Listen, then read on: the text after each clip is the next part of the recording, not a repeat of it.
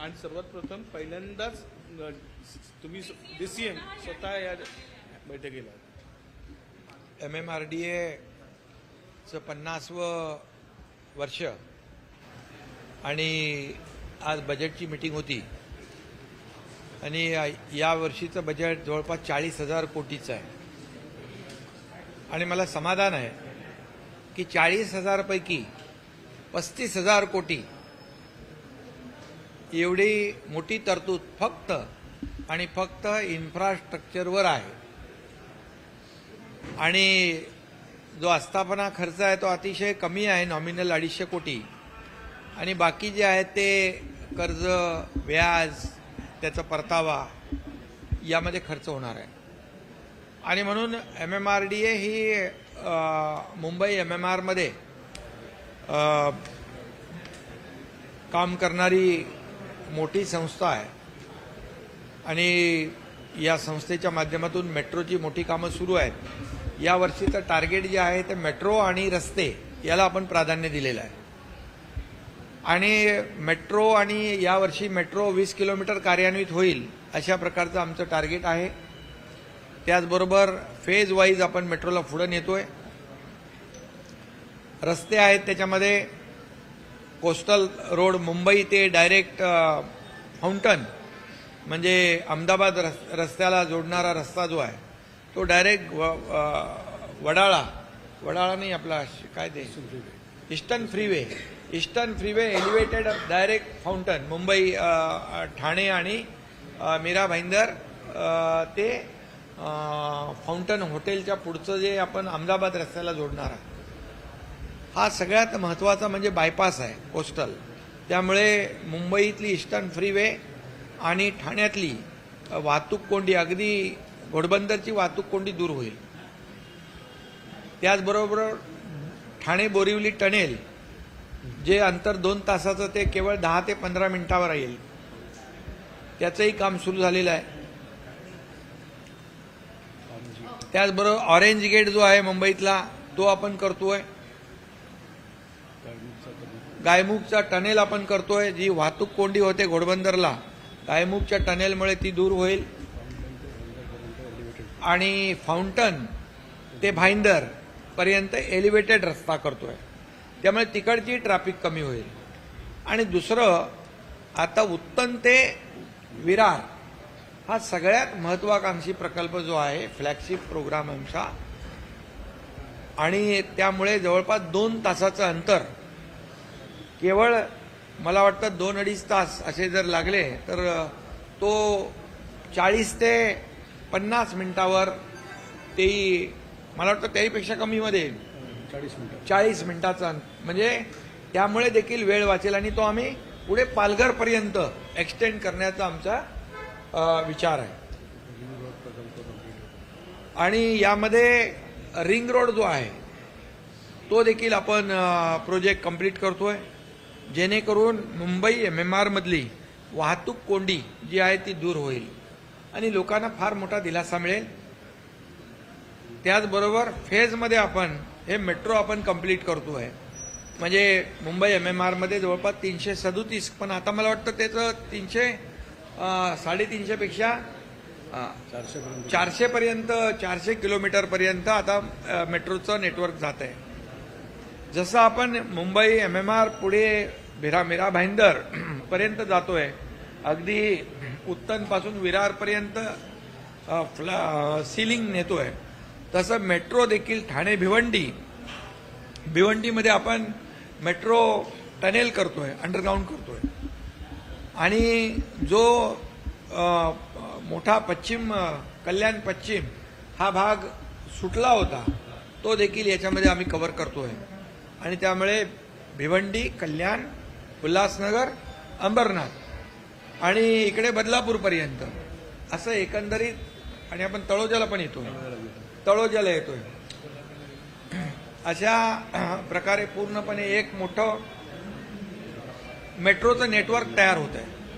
म्हणजे end to end connectivity जी आहे, last माइल कनेक्टिव्हिटी लोकांना देण्याचा प्रयत्न MMRDAच्या माध्यमातून होतोय आणि म्हणून आजची बैठक महत्वाची होती। MMRD त्याचबरोबर सूर्या प्रकल्प जो पाणी पुरवठा योजना आहे ती देखील कार्यान्वित झाली आहे आणि त्याला आपल्याला राष्ट्रीय पुरस्कार देखील मिळाला आहे. डेरजी प्रकल्प आपला पुढे जातोय. त्यामुळे वसई विरार, मीरा भाईंदर आणि ठाणे घोडबंदर या सगळ्या भागाचं पाणीचे जी ताण आहे ती भागणार आहे. आणि ठाणे जिल्ह्यासाठी पाणी डिस्ट्रीब्युशन सिस्टीम जी आहे ती MMRDA ते रेग्युलेट करेल, जेणेकरून लोकांना समप्रमाणामध्ये पाणी मिळेल आणि जी पाण्याचा जी काही टंचाई आहे ती दूर होईल. तसं बघायला गेलं तर आम्ही MMRDAने काळू डॅमला पण पैसे दिले आपण 400 मला वाटतं 350 कोटी.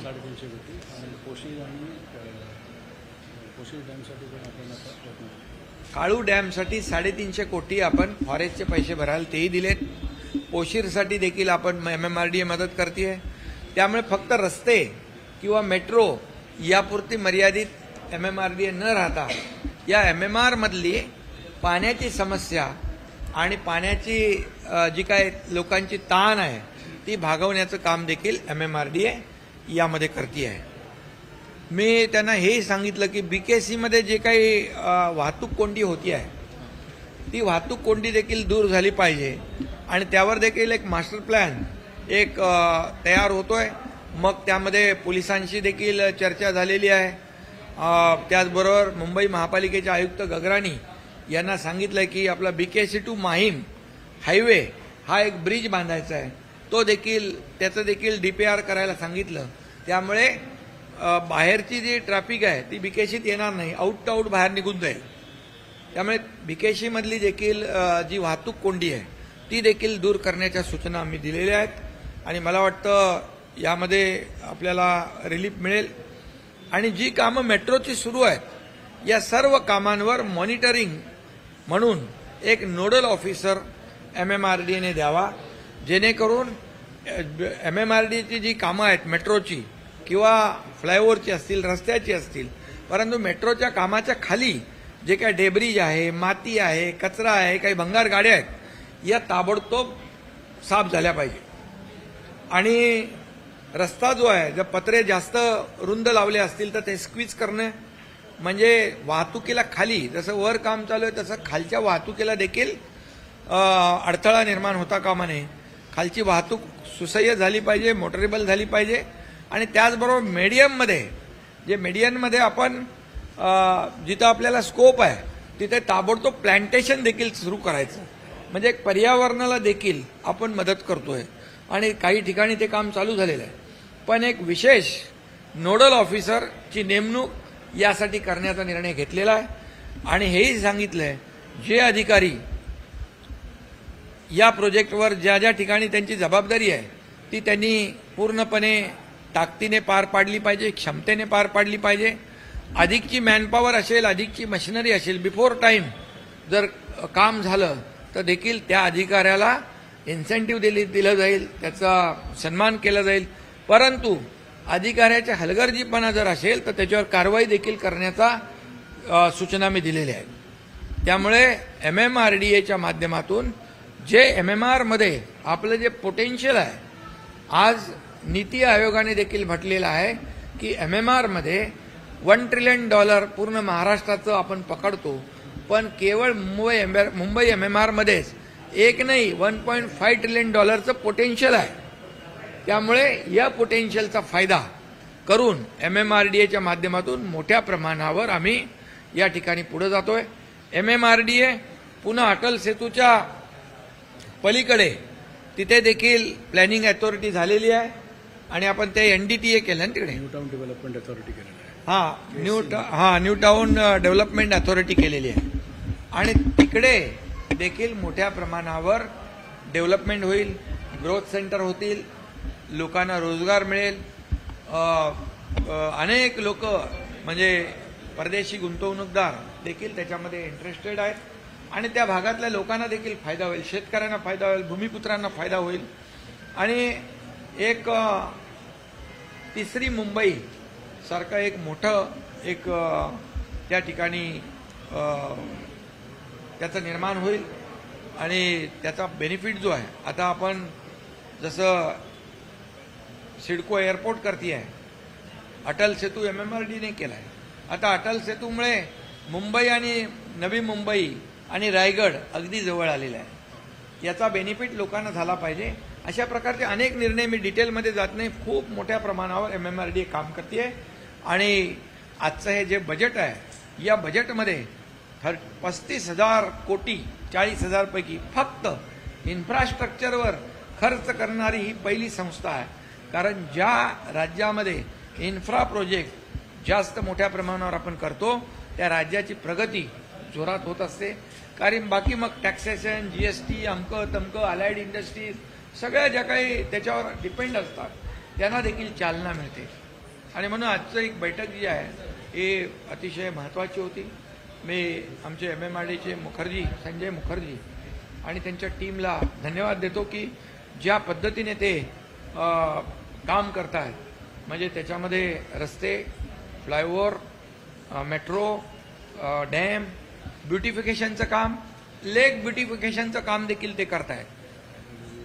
रायला देवी आणि ठाण्यातलं मासुंदा, हार्ट ऑफ सिटी, ते देखील त्यांनी हातात घेतले. रायला देवीचं जवळपास काम कंप्लीट एक टप्पा पूर्ण होईल.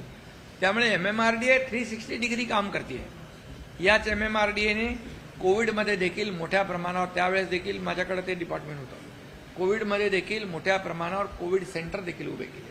त्यामुळे हे MMRDA फक्त रस्ते आणि मेट्रोपुरतं मर्यादित नाही, तर सर्व कामं या ठिकाणी करते.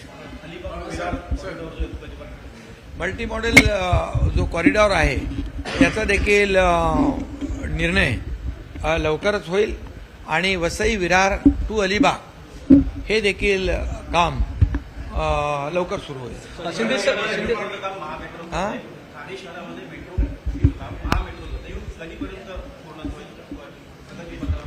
नाही, ठाणे शहरात इंटरनल मेट्रो ना, इंटरनल मेट्रोला केंद्र सरकारने मान्यता दिलेली आहे.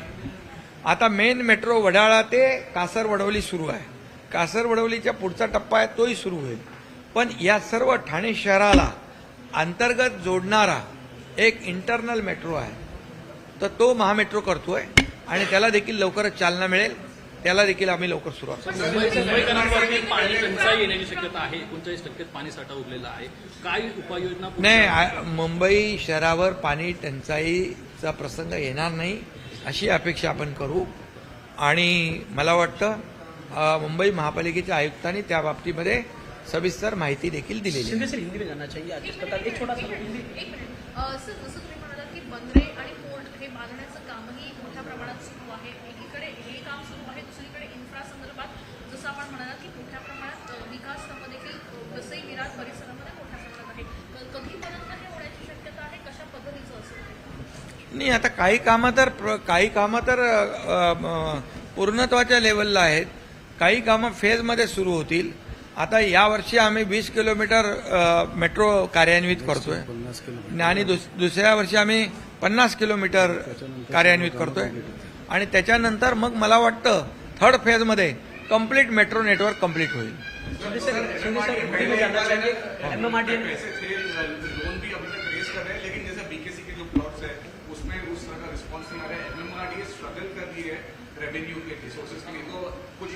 फाइनेंशियल क्लोजर हो चुका है सर, एडिशनल FSI को मंजूर किया है. नहीं, अभी इसमें जो आप बता रहे हैं, देखिए इतने बड़े पैमाने पर हमने अगर प्रोजेक्ट लिए हैं तो निश्चित रूप से फाइनेंशियल जो ये है उसकी भी तैयारी हमने करी है कि फाइनेंशियल क्लोजर भी किया है और एडिशनल FSI का निर्णय हमने लिया है. एडिशनल FSI के वजह से MMRDA को बड़े पैमाने पर फाइनेंशियल सपोर्ट मिलेगा, बैकअप मिलेगा, ताकि और गवर्नमेंट भी हम उनको सपोर्ट करेंगे, गवर्नमेंट गारंटी देंगे. और MMRDA को लोन बहुत ही कम इंटरेस्ट में देने वाली बैंक है, वो भी वहाँ से लोन फंड रेजिंग करे. और एक बात बोलने का मैं रह गया कि पहली बार 16,000 घरों का, ये रमाबाई अंबेडकर नगर जो कॉलोनी है, 16-17 हजार लोग रहते हैं, ये इसका ये प्रोजेक्ट भी एसआरए और एमएमआरडीए कर रही है और अभी लगभग 3000-4000 लोगों ने घर खाली किए, उनको रेंट भी दिया है। तो ये पहली बार एमएमआरडीए और एसआरए मिलकर काम करे, क्योंकि जो स्लम फ्री मुंबई हमें करना है, स्लम फ्री मुंबई करना है, तो इसलिए ये जैसे एमएमआरडीए है, एसआरए, म्हाडा है, सिडको है, एमएसआरडीसी है, महाप्रीत है, बीएमसी है, ये सभी एजेंसी जो गवर्नमेंट एजेंसी है उनको हम साथ में लेकर जो पेंडिंग प्रोजेक्ट है उसे एसआरए के हो, म्हाडा के हो, वो टेक ओवर गवर्नमेंट करेगी और यहाँ मुंबई के लोग जो बाहर गए हैं उसको वापस मुंबई में लाएंगे। मुंबई ने बहुत ही इस बार 40,000 करोड़ का बजट पेश किया है। इसमें मुझे खुशी की बात यह है कि 35,000 करोड़ सिर्फ और सिर्फ इंफ्रा प्रोजेक्ट पे खर्च होंगे, मेट्रो पे होंगे, रोड पे होंगे, रास्ते पे, फ्लाईओवर पे, सब पे। और हमारे इस साल का 20 किलोमीटर मेट्रो कार्यान्वित हो जाएगी, अगले साल 50 किलोमीटर हो जाएगी, थर्ड फेज में तो पूरा नेटवर्क कंप्लीट हो जाएगा और जो रोड की ट्रैफिक है वो भी कम हो जाएगी, क्योंकि मेट्रो नेटवर्क जो है वो जब लास्ट माइल कनेक्टिविटी हम देंगे, एंड टू एंड कनेक्टिविटी देंगे, तो निश्चित रूप से लोगों को फायदा होगा, लोगों को राहत मिलेगी। इसलिए एमएमआरडी का जो बजट है पूरी तरह इंफ्रा पे काम कर रहे हैं और लगा रहे हैं, और सिर्फ जो आस्थापना खर्च है, इस्टेब्लिशमेंट का जो खर्चा है सिर्फ 250 करोड़ है, और बाकी जो लोन और जो इंटरेस्ट उसका रीपेमेंट करना, ये 35,000 म्हणजे किती टक्के झाले आपले? 35% म्हणजे 35,000, 85% सिर्फ इंफ्रा प्रोजेक्ट पे कर रहे हैं। और इसलिए एमएमआरडीए का बहुत तेजी से काम चालू है। मुंबई एमएमआर में बहुत तेजी से प्रगति होगी, लोगों को फायदा होगा, लोगों को रिलीफ होगा। लॉ एंड ऑर्डर को लेकर सवाल उठाते हैं, प्रेस कॉन्फ्रेंस में कहा कि 100 जो सरकार का समय था उसमें लॉ एंड ऑर्डर में बहुत बड़ी समस्या हुई है, रेप हुआ है, सरपंच के उनके आरोपों को। अभी आज सिर्फ मैं जरा बजट के ऊपर बात कर रहा हूँ, इसके बारे में जरूर मैं बताऊंगा कि कभी क्या था, कभी क्या नहीं था, लेकिन कानून व्यवस्था बनाए रखने की जिम्मेदारी हमारी है, सरकार की है। मुख्यमंत्री, गृह मंत्री खुद ही इस पे ध्यान दे रहे हैं। हमारी पूरी कलेक्टिव एक टीम है और ये टीम कानून व्यवस्था बनाए रखना ये हमारा जिम्मा है। कानून हाथ में लेने वाले को बिल्कुल नहीं छोड़ेंगे हम।